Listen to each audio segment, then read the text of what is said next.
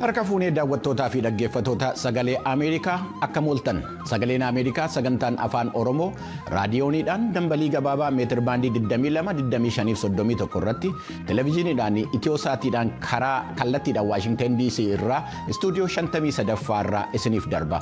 Guyyaan irraa jimaata sadaasa 12 bara 2021 akka lakkoobsa Itoophiyaatti immoo sadaasa 3 bara 2014 gulaalaan qophii kanaa namoo daandiiti. Qophii keenya kana karaa miidiyaa hawaasaatiin tamsaasuudhaan kan qindeessitu Tigisti Gammeeti. Piroodyuusariin keenya kan istuudiyoodhaa sagantaa kana isiniin gahaa jiru Nugusuu Taammireeti. Kan isin keessummeessaa jiru Bafqaaduu Morodaati. Oduu har'aa kan immoo isinii dhiyeessitu Jaallannee Gammadaati. Amma gara Jaallanneettiin isin dabarsa.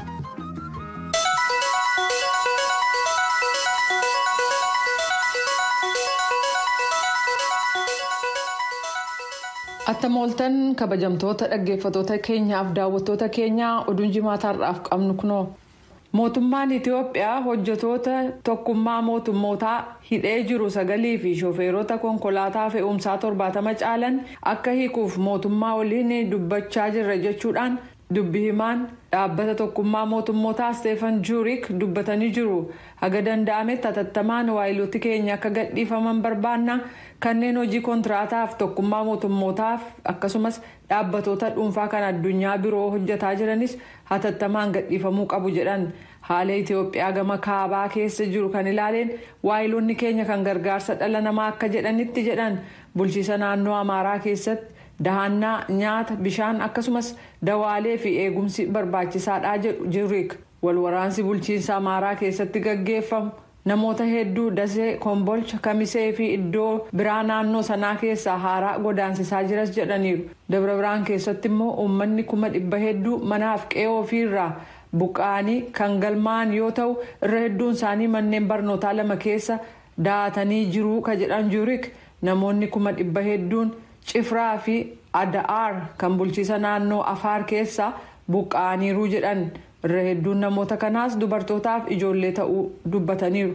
Akkuma beekamu sababaa sodaa nageenyaaf jecha karaan itti jarreen kana dhaqqaban rakkisaa ta'uu dubbatan.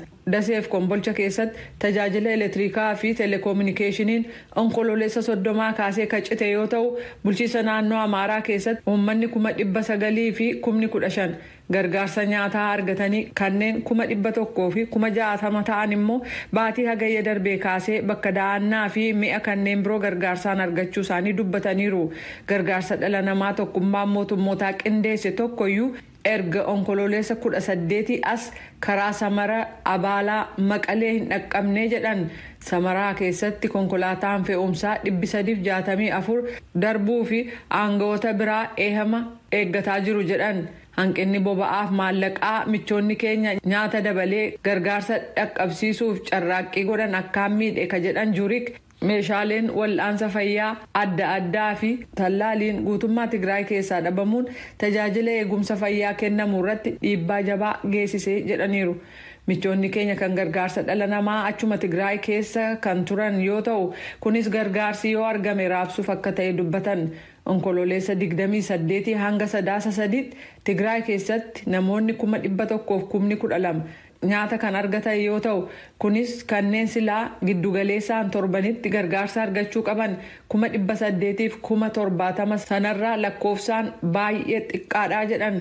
Guutummaa Itiyoophiyaa keessatti hojiin gargaarsa dhala namaa gaggeeffamuu qabu hanqina doolaara biliyoona 1.3 kan isa mudate yoo ta'u kunis doolaara miliyoona 300 miliyoona 50 isa Tigraayiif barbaachisu dabalataa jedhameera.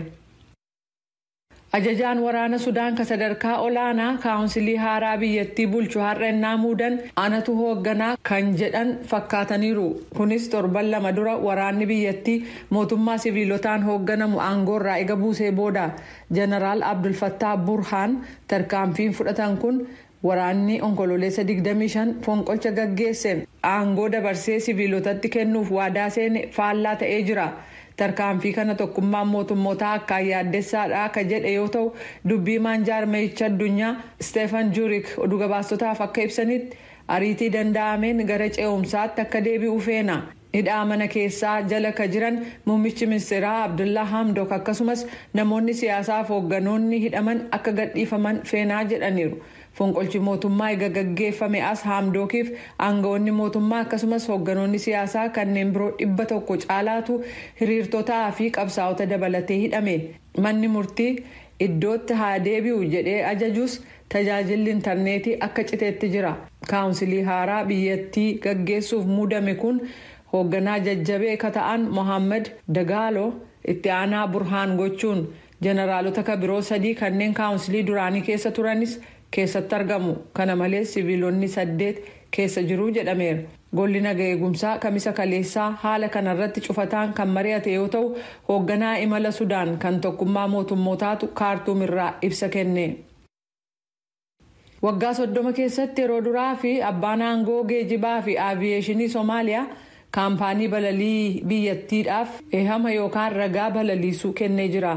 Sirna roobii darbe gaggeeffame kanarratti muummichi ministeeraa biyyattii Mohaammed Roobalee keessummaa kabajaa kan turan yoo ta'u kunis waajjira haadhoo kaampaanichaa sadarree xayyaaraa Moqdishoo keessatti gaggeeffame.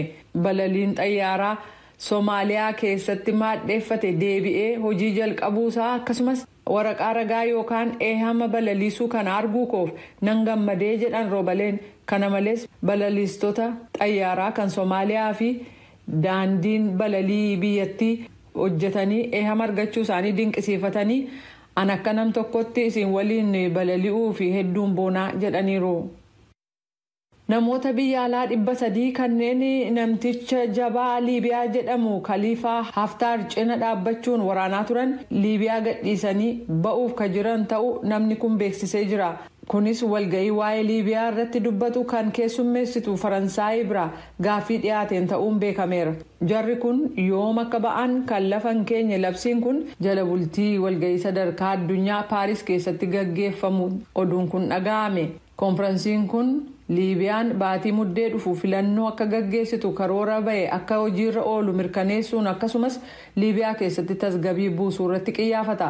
Tokkummaan mootummoota akka tilmaametti namoota biyya biraarraa bitamanii akkasumas loltoota biyya alaa kan dhaabbata eegumsa nageenya dhuunfaa kan akka Raashiyaa akkasumas Chaad, Sudaanii fi Siiriyaa keessaa kan dhufan dabalatee 20,000tu Liibiyaa keessa jira jedheera.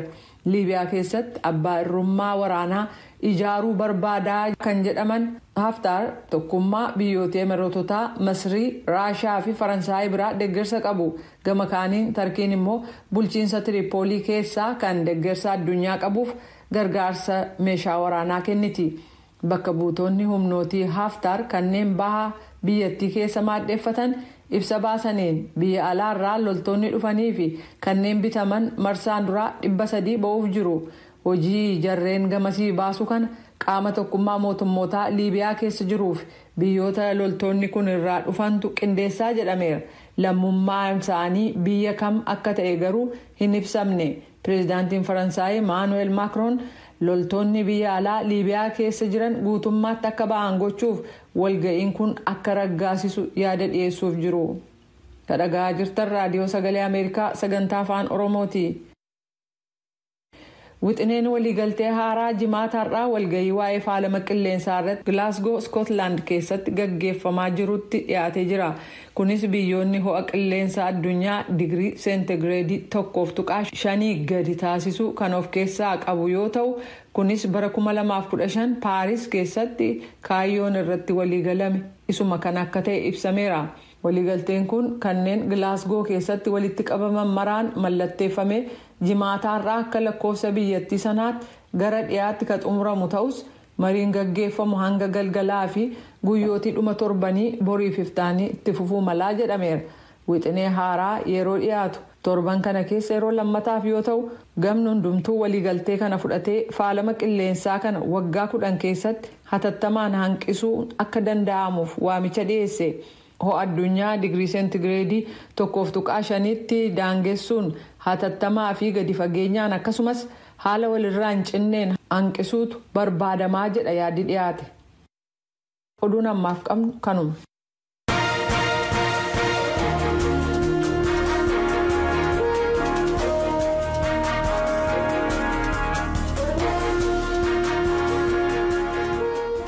Kan hordofaa jirtan sagalee Ameerikaa sagantaa afaan Oromooti oduudhaa fi jallannee ni galateeffanna. Hordoftoota keenya erga istuudiyoo seennee oduun nu qaqqabe tokkotu jira. Mootummaa Yuunaayitid Isteetsi dhimma Itoophiyaa keessatti harka galfataniiru jaarmiyaalee jedhee fi namoota dhuunfaa irratti lammiilee Eertiraa warra ta'an jechuudha. Tarkaanfii qoqqobbii irratti dabarseera. Akkuma kanaan humna ittisaa waraanaa Eertiraa adda dimokiraasii fi haqaa uummataa paartii biyya bulchaa jiru jechuudha. Hidrii Trust, Red Sea Trading Corporation, Abraha Kaasaa Niyaamaar akkasumas Hagos Gabrehiwoot Walda Kidaan namootan jedhan irratti murtoo qoqqobbii dabarseera. Hordoftoota keenya amma immoo gara gabaasa keenya itti aananutti ceena nu wajjin hin tura.